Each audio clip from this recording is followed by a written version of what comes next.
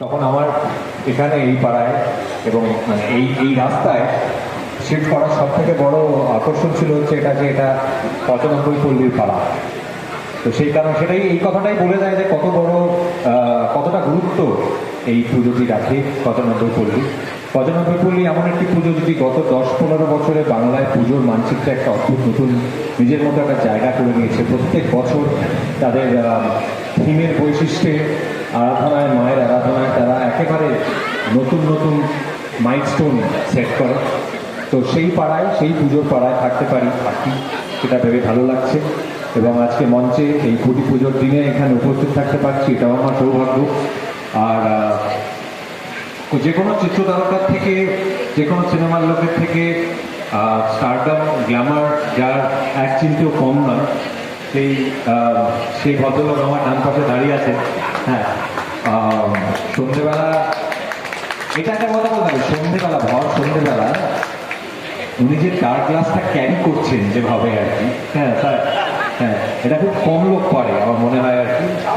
তো এক্স্যাক্টলি এটাকে আমি বলছি। তো মদনদার ওই বিখ্যাত লাইন আমি বলছি না, ওটা অনামুখী শোভা পায়, সেই কারণে আর কি।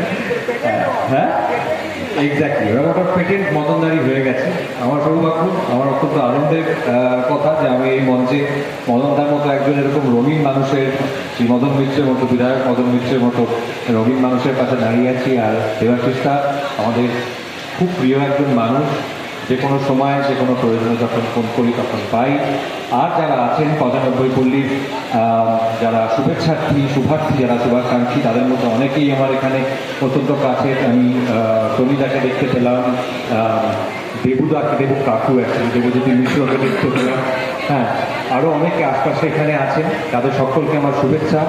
এই তো এই জুন মাসের মাঝামাঝি আর কি, এখন মাঝামাঝিও পৌঁছে গিয়ে আমরা, কিন্তু আমাদের উৎসবের আবহাওয়া অনেক শুরু হয়ে গেল। এই খুঁটি পুজো অত্যন্ত শুভ সূচনা শুরু করুক 95 পল্লীর দুর্গাপুজো, এবং বাঙালির সব থেকে বড় উৎসবেরও শুভ সূচনা হয়ে গেল। এর সঙ্গে অনেক ধন্যবাদ আমাকে এই অনুষ্ঠানে অংশীদার করতে পারার জন্য। ধন্যবাদ।